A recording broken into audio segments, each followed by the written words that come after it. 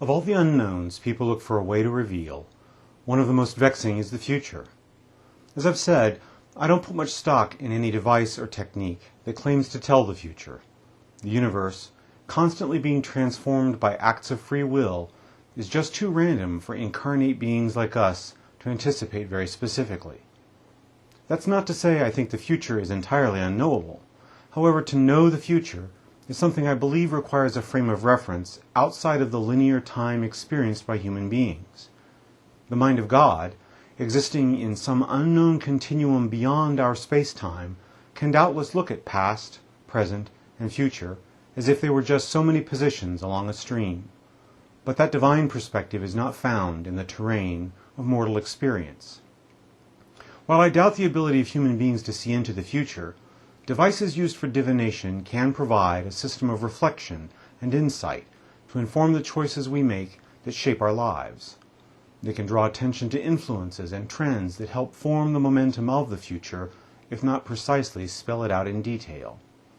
The tarot is a system of divination people use for questions they believe reason alone either cannot or will not answer. As with astrology, my spiritual beliefs have evolved over time to be more open to systems like the tarot, not because I believe they can forecast the future, but rather because I see the tarot as a unique device with a potential for opening a channel of communication by which our conscious minds can receive messages from deeper levels of consciousness not normally accessible to us.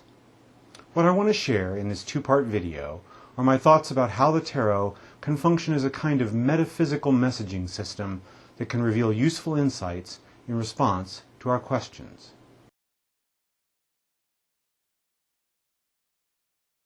For a number of years, I've enjoyed creating images that were generated by computer using various bits of software like those used to make computer animated movies. At one point, I got the notion that this kind of still art would catch on commercially, and I might be asked to do commissioned work.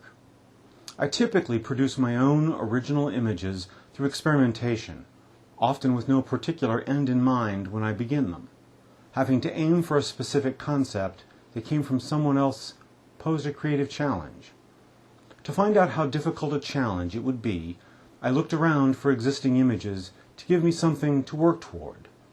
I'd been vaguely aware of the tarot, and so picked half a dozen cards from which to make my own versions of their pictures. I never planned on creating a deck.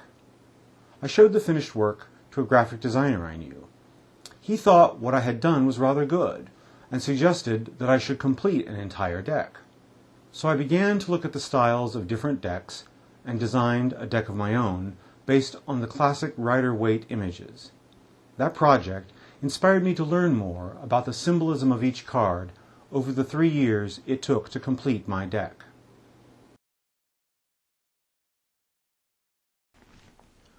As a deck of cards, the tarot is commonly believed to have been derived from various types of playing cards introduced to Europe from India during the 13th or from Egypt under the Mamluk Sultanate during the 14th centuries. Various French, German, Italian, and English decks of cards developed during this period. The tarot itself is believed to have come from Italy around the middle 15th century, containing the traditional Latin suits of swords, cups, coins, and staves. A later French variation of the tarot changed the suits to the widely known set of spades, hearts, diamonds, and clubs. The English subsequently simplified the deck by removing the trump cards and eventually produced the deck of 52 playing cards commonly found at a blackjack table or poker night at home. There are stories told about the origin of the allegorical trump cards, ranging from the work of Gnostics dating back to early Christianity, to Egyptian priests, to the Kabbalah mystic tradition within Judaism. However, these stories are hotly disputed by gaming purists who insist the tarot is nothing more than a game. In fact, in the 18th century, a schism of sorts resulted in two very different approaches to the tarot. A former Swiss Protestant minister turned occultist and pioneer of linguistics suggested the allegorical aspect of the trump cards gave them use as an arcane way of expressing esoteric knowledge. From that point, so-called reading tarots became increasingly allegorical and reinvented for divination, while playing tarots that resemble common playing cards continued to be used for games. In the early 20th century, Christian mystic Arthur Edward Waite produced his own take on the allegorical structure of the cards, extending a unique symbolism to each of the pip cards in the 4 suits. His contribution eventually became the widely known Rider-Waite Tarot, from which many modern decks have been derived. My own deck is a personal interpretation on the images in the Rider-Waite deck. While there are gaming tarot enthusiasts to this day who aggressively challenge any discussion of the deck as an instrument of divination, the fact remains that for over 2 centuries, millions of people have successfully used the tarot for shedding light on their questions. The word divination itself is often presumed to mean fortune-telling, when the word also means using supernatural methods to reveal hidden knowledge or obtain insight. The tarot is a deck of cards. The reason for its creation is incidental to the fact that as a deck of cards it can be used for many things. You can play games, build card houses, perform magic tricks, level an uneven coffee table, try to tell your future, or use their images as a way to access deeper levels of consciousness for revelation and understanding. This last use is the sole focus of my interest in the tarot. The tarot consists of 78 cards organized into 2 distinct types. There is a collection of 56 cards organized into 4 suits called the Minor Arcana. Each suit contains 14 cards. There are pip cards ace through 10, as well as 4 face cards named the Page, the Knight, the Queen, and the King. There's some variation in the names given to the suits. In my own deck, the 4 suits are called Cups, Coins, sometimes called Pentacles, Swords, and Staves, sometimes called Wands. Each suit has an overarching metaphysical and psychological significance that unites the cards of that suit. Unlike a conventional deck of playing cards, each card within a tarot suit has a unique image and associated meaning. There is a second collection of 22 cards called the Major Arcana, or sometimes called the Trumps. The cards of the Major Arcana have very distinct characters or situations like the Magician, the Empress, the Tower, Death, the Sun, Justice, and so on. Each card in the Major Arcana is numbered as well as named. The order of this numbering, as well as the content of each card in that order, are believed to represent the evolutionary path of human spiritual development from the novice to the enlightened master. The cards of the Major Arcana are said to give special significance when they surface in a reading.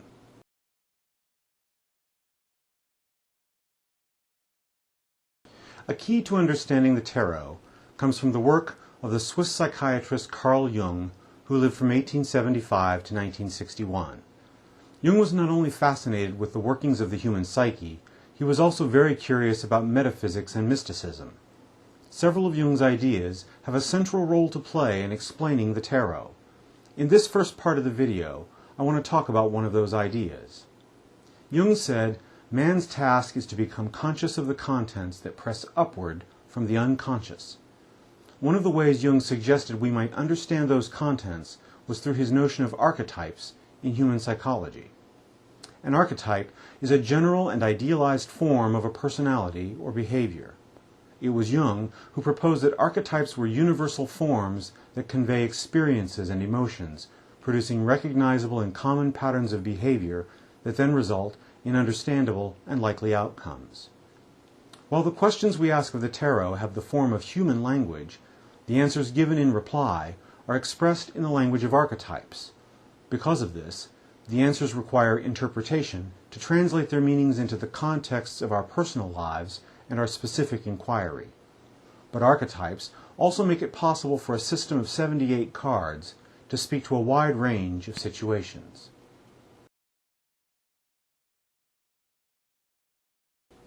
In a typical reading, a seeker comes with a question they want answered or about which they wish to receive advice. Some people read their own cards if they feel able, while others go to an experienced and gifted reader who interprets the cards on their behalf. People who lack much experience reading the cards, like me, rely heavily on books to interpret the meaning of a reading. More experienced readers learn to tap into their intuition and allow the cards to invoke their meaning in the moment, even when the message runs counter to a traditional interpretation. Like any use of intuition, practice with the cards is said to improve the detail and accuracy of a reader's insight. The ritual of a reading varies, but it is not uncommon for one card to be removed from the deck in advance to symbolically represent the seeker. This card, called the significator, is meaningful to the seeker generally, or in the context of their question. The seeker then shuffles the deck while holding their question in mind. This element of a reading seems particularly relevant in how the deck might function, which is something I'll elaborate on in part 2 of this video. Then a number of cards from the deck are dealt face down into any of several common layouts. These layouts, called spreads, place the cards in a sequence with each position commenting on a particular dimension or facet of the question asked. One of the most common tarot spreads, called the Celtic Cross, deals out 10 cards with the first 6 cards laid out in a cross, with the final 4 cards in a column off to the right. But there are other spreads that employ different numbers of cards in different patterns. The cards are turned over and revealed in order, one at a time. Each card is read in terms of the symbolism of the specific card as found in the context of its placement in the spread. Finally, after all the cards are revealed, the answer to the question is interpreted in light of both the individual cards and the cumulative pattern of the entire spread.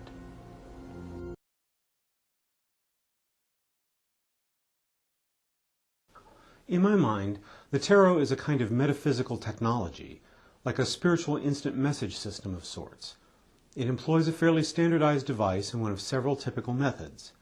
Thinking of the tarot as technology not only makes it more approachable in my view, it also suggests there are underlying principles that allow the deck to operate.